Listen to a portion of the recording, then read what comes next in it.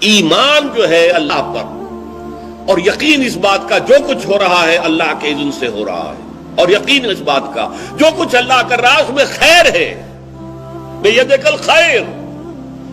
چاہے مجھے ایک بات ابھی ناگوار گزری ہے، مجھے تکلیف پہنچی ہے، اللہ کے اسکیم میں، the higher level scheme of things, divine scheme of things کے اندر اس میں کوئی نہ کوئی خیر ہے، تم جانتے نہیں۔ اس کو کھولا گیا۔ پہلی بات تو یہ ہے کہ تمہیں خوشی ملے، راحت ملے، مسرت ملے، یا کوئی غم ہو یا رنج ہو یا دکھ ہو، دونوں حالتیں برابر ہیں، اس لیے کہ دونوں میں آزمائش ہے۔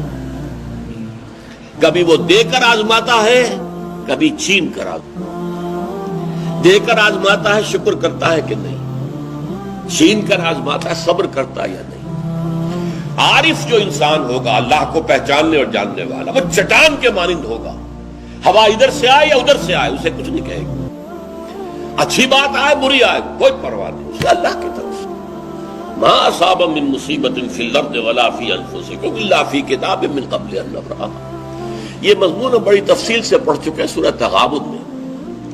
وہاں فرمایا تھا دوسرے رکوع کی پہلی آیت، ما اصاب من مصیبت الا باذن اللہ، کوئی مصیبت، کوئی تکلیف، کوئی پڑھنے والی نہیں پڑتی مگر اللہ کے اذن سے۔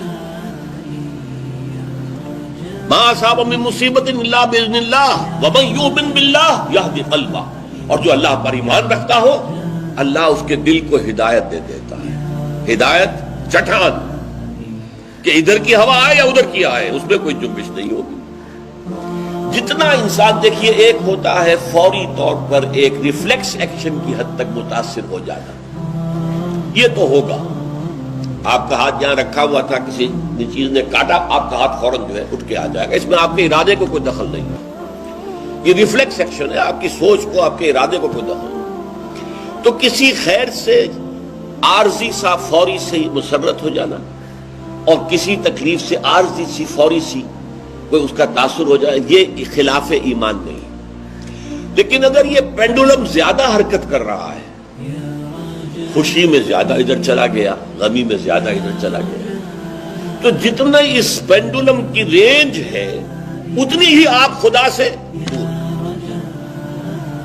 اصل تو وہ چٹان ہوگی کہ جو بالکل متاثر، لیکن یہ کہ فوری سا تاثر یہ قابل معافی ہے، لیکن یہ زیادہ ادھر سے ادھر، ادھر سے ادھر، خوشی ہو گئی تو اترا رہے ہیں، پھولے نہیں سما رہے، پاؤں زمین پر نہیں پڑ رہے، اور اگر غم آ گیا ہے تو بالکل مایوس ہو کر بیٹھ گئے ہیں جھاگ کی طرح، کمر ہمت ٹوٹ گئی ہے، واویلا ہے، شیون ہے، فریاد ہے، ہاں اے فلک پیر جواں تھا ابھی عارف، کیا تیرا بگڑتا جو نہ مرتا کوئی دن اور، یہ فلک ناہنجار، یہ فلک کج رفتار، اس نے ہم پہ کیا کر دیا۔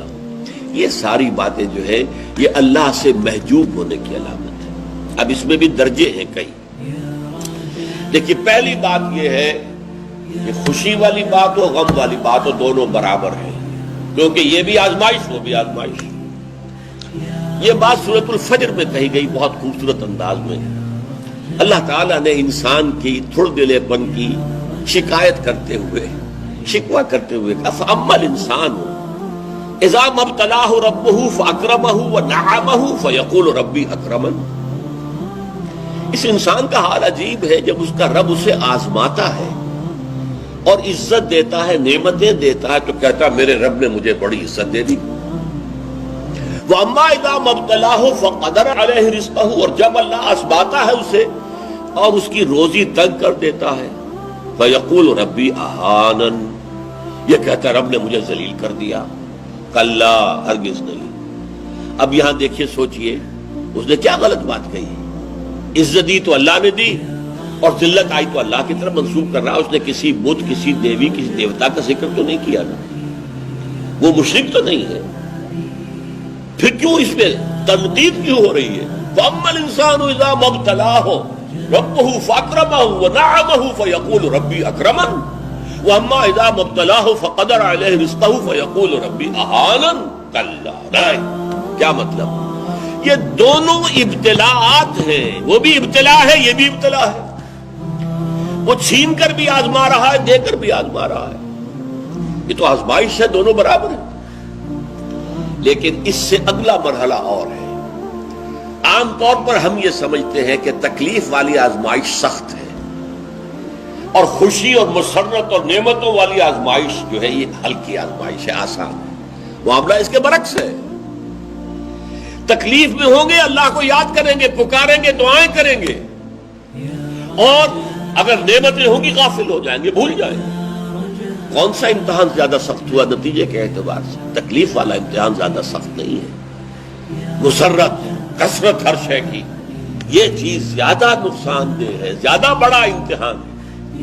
اس لیے خلق قرآن کے مسئلے پر جب وہ مار ماری گئی تھی امام احمد ابن حنبل رحمۃ اللہ علیہ کو، کہ جس کے بارے میں کہا جاتا ہے کہ اگر وہ مار کسی ہاتھی کو ماری جاتی تو وہ بھی چیخ اٹھتی، اس وقت ان کی آنکھوں میں کبھی آنسو نہیں آئے۔ پھر جب حکومت بدل گئی اور اب دارالخلافہ جو ہے اس میں وہ شخص متمکن ہے کہ جس کا نظریہ وہ خلق قرآن والا نہیں ہے، اب خلیفہ ایک آدمی کو بھیجتا ہے اشرفیوں کی تھیلی دے کر، یہ ہدیہ ہے، یہ نذرانہ ہے، جا کر احمد ابن حنبل کو دے آؤ۔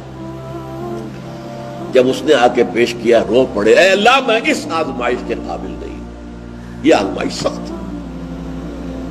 کہیں سے انعام پا کر حکومت سے پھر حق پر قائم رہنا مشکل ہو جائے۔ یہ ہے وہ صورتحال۔ ما اصاب من مصیبت فی الارض ولا فی انفسکم الا فی کتاب من قبل ان نبرأها ان ذلک علی اللہ یسیر لکی لا تأسوا علی ما فاتکم ولا تفرحوا بما آتاکم واللہ لا يحب كل مختال فخور۔ اور اللہ تعالیٰ کو شیخی خورے، فخر کرنے والے، اکڑنے والے بالکل پسند نہیں۔ الذین یبخلون ویامرون الناس بالبخل، جو اس حجاب میں آ جاتے ہیں وہ بخل کریں گے۔ دولت ہی سب سے بڑی شے ہے، سنبھال کر رکھو، خرچ کرو گے تو ختم ہو جائے گی، دولت کی بنیاد ختم ہو جائے گی۔ اپنی تجوریوں کو بھر کر رکھو، خالی نہ کرو۔ اور جو شخص خود بخل کرتا ہے وہ دوسروں کو بھی بخل کا مشورہ دیتا ہے تاکہ اس کے اپنی بخیلی پر بھی پردہ پڑا رہے۔ بھائی کیا کر رہے ہو تم نے؟ دونوں ہاتھ کھلے چھوڑ دیے ہیں، تمہیں کوئی فکر نہیں ہے، تمہاری اولاد ہے، اس کے ضرورت تقاضے ہوں گے، تمہاری بچیاں ہیں، ان کے ہاتھ پیلے کرنے ہوں گے، کیا تم نے سوچا ہوا؟ وہ مشورہ بھی بخل کا دیں گے تاکہ ان کے اپنے بخل کے اوپر بھی پردہ پڑا رہے۔ یہ وہ کیفیت ہے کہ جو پھر محجوبیت کے اندر پیدا ہو۔